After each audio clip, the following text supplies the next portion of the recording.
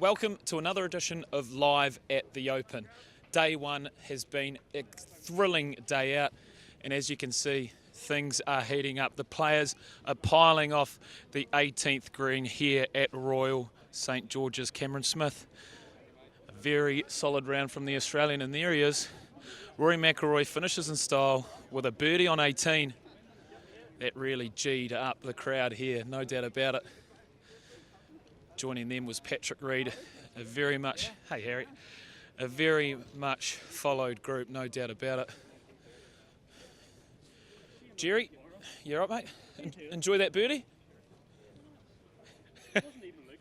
I wasn't even looking. No surprises there. Mr. McIlroy, eh? Not even watching. But what a day it's been. If we can flash back briefly to when we first arrived, the Open Championship was back. The crowds were humming. It was sunny. Don't let the shorts fool you. It's pretty cold now, but this morning it was beautiful. What a special moment. Richard Bland teeing off early, as we mentioned yesterday, on Live at the Open. So things got underway in perfect style. As you can see, the players come off the 18th green, straight into the recorder's hut. That's where you sign, seal and deliver your card. Wrong way, Jerry. Get out of here. You know, you can't sign his card for him. As we make our way through, after you. Security boys have been on fire all week. Thanks for looking after us all, gents. Pleasure. Not too much in there, Ben. You stay out of that recorder's hut. I know we're taking them behind the scenes, but we're not going to go that far behind the scenes. So as we swoop around here, this is where the players will come in, and as soon as they've done their scorecard, they come through here and they do a big media sweep, a huge sweep.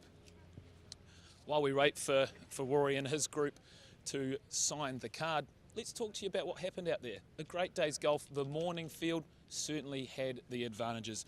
Louis Oosthuizen, no surprises there to see him at the top of the leaderboard. Luke Donald put out a funny tweet actually earlier today. He said, few things in life are certain. Taxes, death, and Louis Oosthuizen competing in a major. Not bad, Luke Donald. Remember 2011, he was #1 in the world at this very event. But Louis, 6 under par, no bogeys. He's teeing off at 259 tomorrow, so rumours are that the wind might die down, so that whole side of the draw could have the better of it.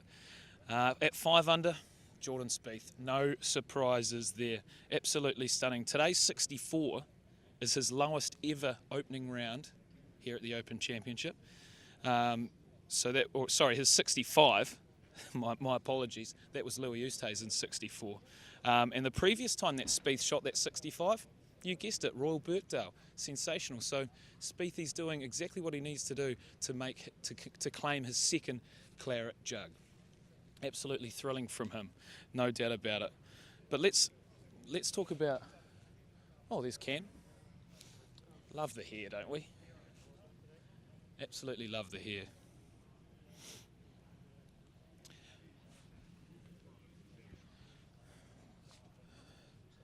Now, let's not forget about Louis, because I think his round was something really special. That 64, as I mentioned, his lowest ever round at the Open, but it also equals Christy O'Connor Jr.'s lowest first round at the Open here at Royal St George's. So Louis going about his business, breaking stats left, right and centre. The question is, can he get over the line? Can he win his second claret jug? Because he loves a runner-up, doesn't he? There's no doubt about it. The leaderboard is stacked, which is very exciting. A lot of people at 4 under. Stuart Sink, a former Open champion, he's there at 4 under, and he's joined by a latecomer, Dylan Fratelli. Now, Dylan Fratelli, he was third alternate. He wasn't even in the mix until Tuesday leading into the event. He's flown over all the way from Texas, whipped off the plane, a couple of practice rounds, boom, and he goes, 4 under. Easy as that. That is how it's done. So let's have a look around. Take you even deeper into this media sweep. Got Golf Channel, Sky, all the guys in here, all getting prepared for their loop. This is when Rory, naturally, no matter how he plays, he has to go round. If you can see in here, Ben, we've got Tommy Fleetwood in there, what a round he had. 3 under par from the Englishman. Joining him at 3 under par, Justin Rose. Two big hopes for the locals here at Royal St George's, so it's great to have them in the mix. I flash back once again to the first tee where Tommy Fleetwood got the biggest roar of the day. It was super special to witness, that's for sure. As the media, you see here, Ben, all the media are lining up, trying to get their slice of the pie.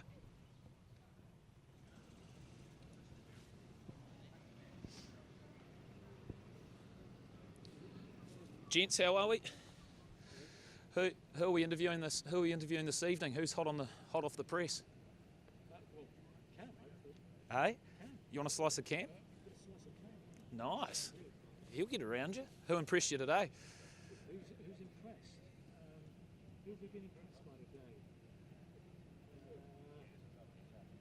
It's so long ago. So it does feel like a big day here at the Open, doesn't it? Tee times from 6:30.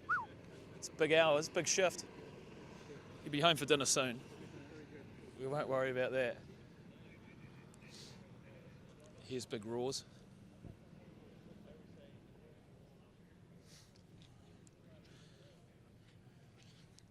Manager Sean watching on, keeping an eye on times.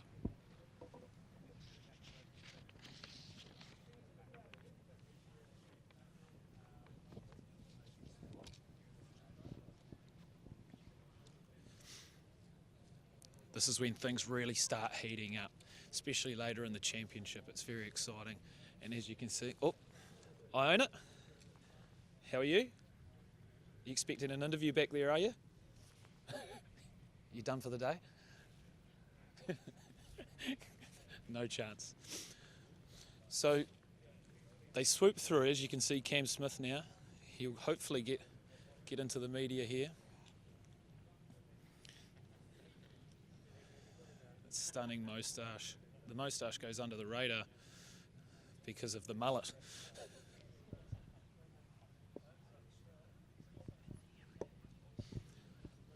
We got a good look at Cam Smith and Rory's group later in the day, and I'll tell you what, it wasn't quite as pleasant as our morning round of golf. As I mentioned earlier, the morning field certainly had an advantage, and it got colder, windier. So you look at Rory's round, you look at Cam's round. The scores this afternoon weren't as good, but they were good links scores for the time, for the conditions. They were fantastic scores. So hopefully the draw flips and they get the advantage tomorrow when they tee off in the morning. But look, we sat on the first tee for a long time as well, actually, this morning. And I'm not going to lie, a few people struggled off that first tee. Almost every group we saw someone losing the ball way out right.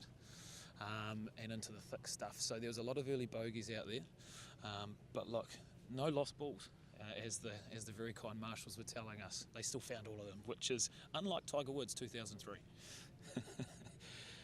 One man we probably don't need to mention, Phil Mickelson. We just saw him go through the media hut, 10 over par today. So sadly for Phil, he won't be getting any more interviews from me, which we all know he loves doing.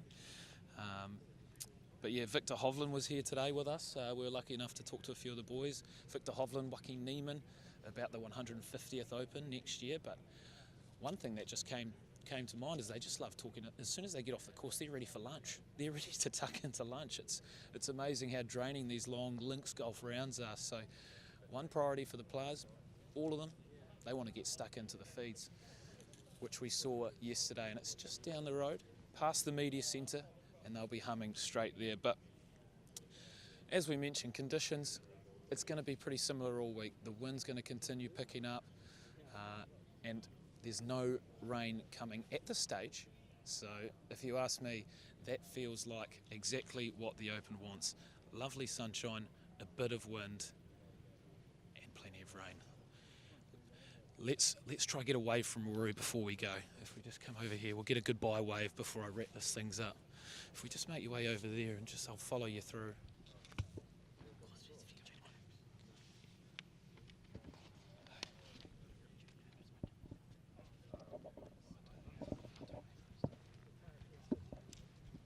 There he is, in there, chipping away,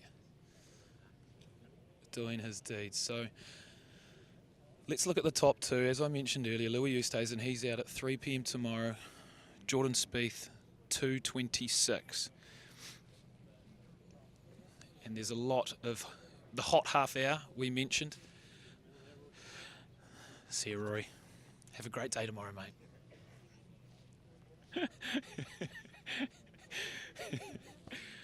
You can't help but smile. But that's probably enough from us here live at the Open. There's been plenty to see. There's so many good players on show. And if you want to watch the coverage tomorrow, make sure you get down early. You can actually get a slice of this press conference. And then play the last 11 holes to 2 under par, which I thought was a really good effort in those conditions. So, to get back to even par for the day, probably doesn't make a huge difference, one over or even, but just mentally and Back to even par for the day. Mentally, Rory says it helps him so much.